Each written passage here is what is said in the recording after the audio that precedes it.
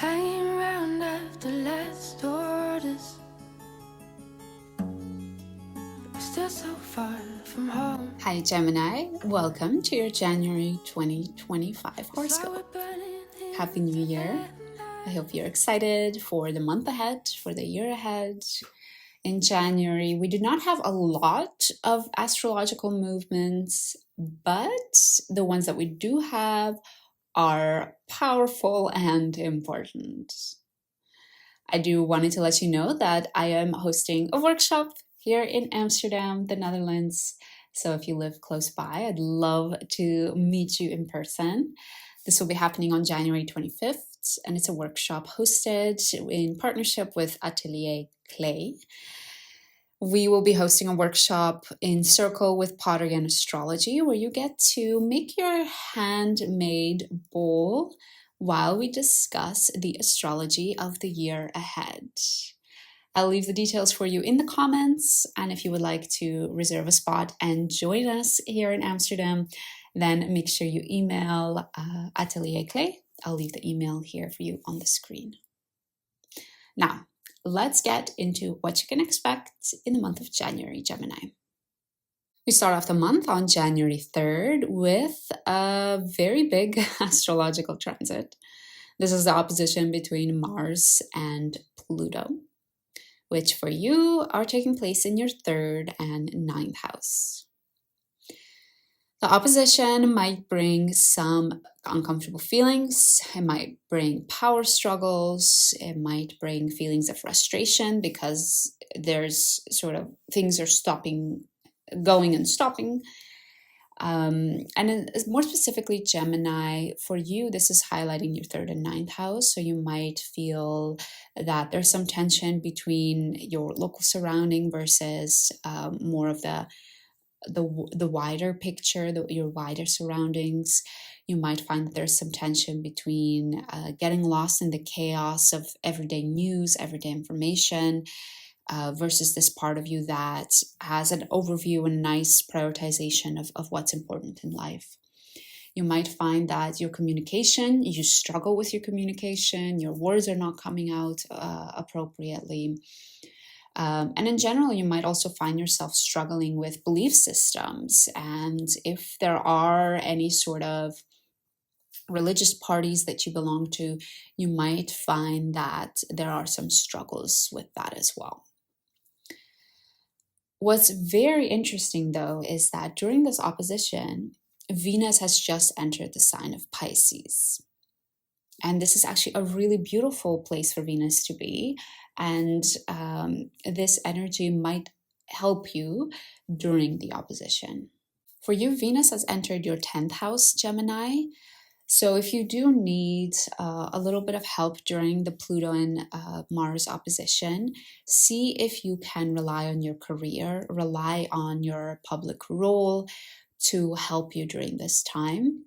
Having Venus there in your 10th house might help you through this rough time. 3 days later, on January 6th, Mars has retrograded all the way out of Leo and has now entered Cancer. For you, Gemini, this means that Mars is now in your 2nd house. This is your house of finances. It's your house of self-esteem, self-confidence. So you might find that there's some frustrations around those themes. Perhaps you are waiting on some money to come in and the party that owes you the money says, oh, actually, it's not coming. And then, oh, yes, now it's coming again. And then, oh, no, now it's not coming anymore. And you might also find that you feel those same frustrating feelings when it comes to your self-image as well. Perhaps you have days where you feel like, okay, wow, yeah, I really know who I am and what I'm doing and where I'm going in my life, and I feel confident. And then you have other days where you feel like you've lost all of your self-confidence. And even though I do usually appear quite happy in these horoscopes, I do want to share that I know this can be a frustrating time. And I do sympathize, and trust me, I myself go through difficult transits as well. I'm not immune to them. But I do hope that after the transit has passed, that you're able to at least use the time to reflect on what has happened, what you have learned, and maybe, if there's anything going forward that you want to implement from this transit. And again, everything is temporary, so Mars will be retrograde for about a month more. So just keep that in mind when things are difficult, that this too will pass. Then on January 12th, we have another very big astrological event, which is the North and the South nodes entering new signs. The North node is entering Pisces, the South node is entering Virgo. For you, Gemini, these are your 10th and 4th houses. So you might be one of the zodiac signs for the next 1.5 years that has some very big karmic changes. And I find usually the North nodes really bring these changes to us, and they're unavoidable, but also they are changes that are really visible. You know, all of a sudden you're in a new job, or all of a sudden you moved across the world to a new country. For you, again, the 4th and the 10th house are quite prominent. We're talking about changes in your living situation, changes with your family, and we're also talking about changes perhaps in your career or in the public role, how people perceive you. I will do a dedicated live on this nodal change. We'll talk about it in great detail, and we'll go through all of the rising signs. So if you do want to learn more about this change, then make sure you press that subscribe button. Just a day later, on January 13th, we will have a full moon in the sign of Cancer, or your 2nd house. This means that you will be reaping what you sowed when it comes to your finances and when it comes to your self-respect, self-confidence.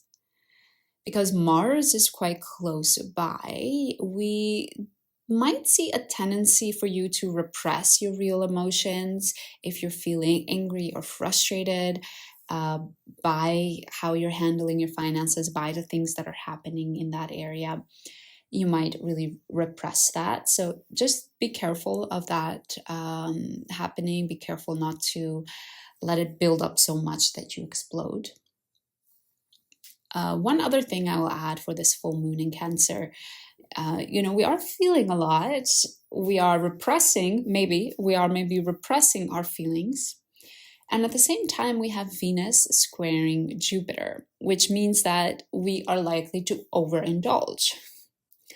So I do want to caution you, at least be on the lookout for overindulging in things, whatever that may be for you, whether bodily pleasures, whether, food or alcohol or TV, whatever it is for you. Be careful that you don't try and deal with perhaps the emotional, all the feelings coming up by overindulging in this other area.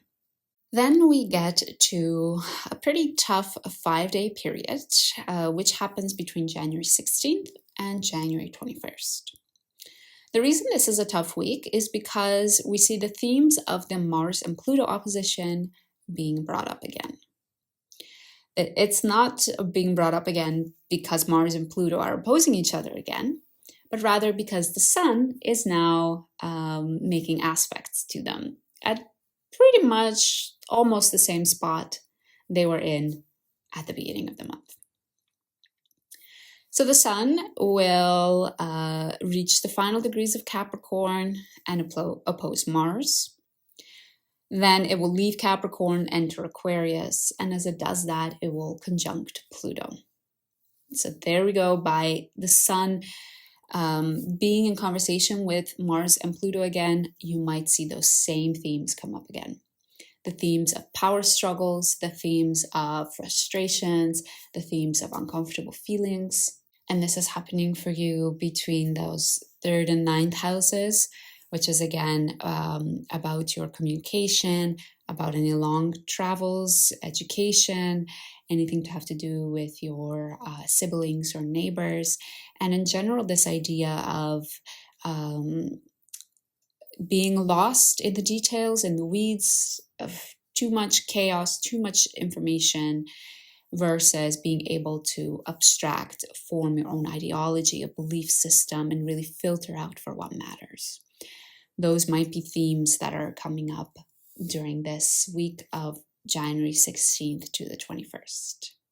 And why I think this week will also be quite tough is because what helped you in the beginning of the month, Venus entering Pisces in your 10th house, this ease and beauty in your career, is now not there anymore.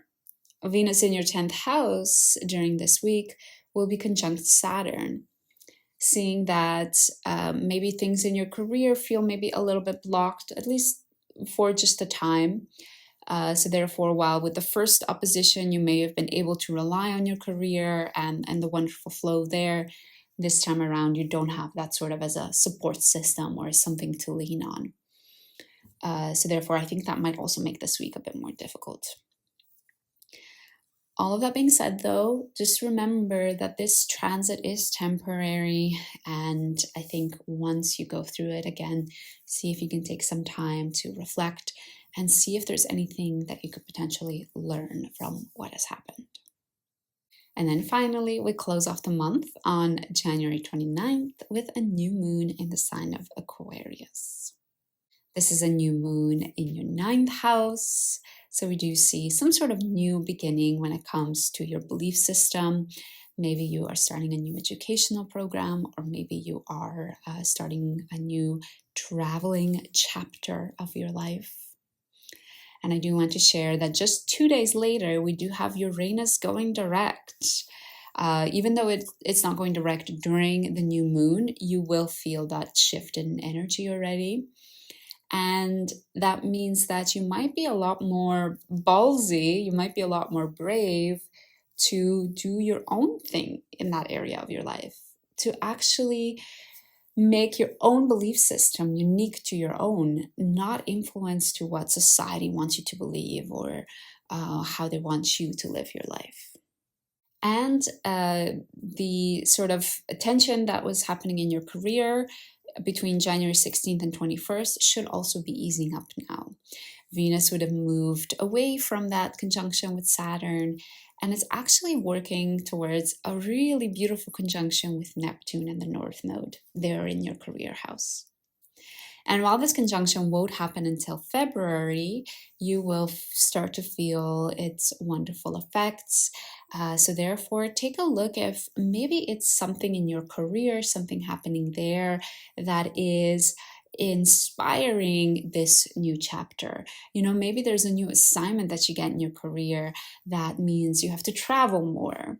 Maybe you are put in a new position at work that requires you to start to see yourself as a leader, to start to believe that you're somebody that's capable of leading, somebody that maybe needs to get some more education to be able to function and rise through this new role or this new challenge. So really take a look at what's happening in your career towards the end of the month and how you can fuel that for this new chapter ahead. So that's it, Gemini. That is your forecast for January 2025. We definitely saw, I would say, 4 houses that were quite prominent for you. We had your house of finances and self-confidence. We had your house of communication, house of beliefs, education, travel, as well as your career house.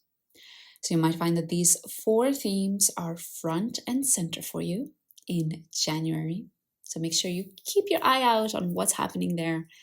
And if there's anything that you would like to shift, anything you'd like to change, anything new that you can take going forward. Thanks for joining me, Gemini. Don't forget that if you live close by to Amsterdam, the Netherlands, and would like to join me and Atelier Clay for a workshop where we make pottery and we talk about the 2025 astrology. I would love to see you there. I have all of the details down in the comments. Thanks, Gemini, and I hope to see you again soon.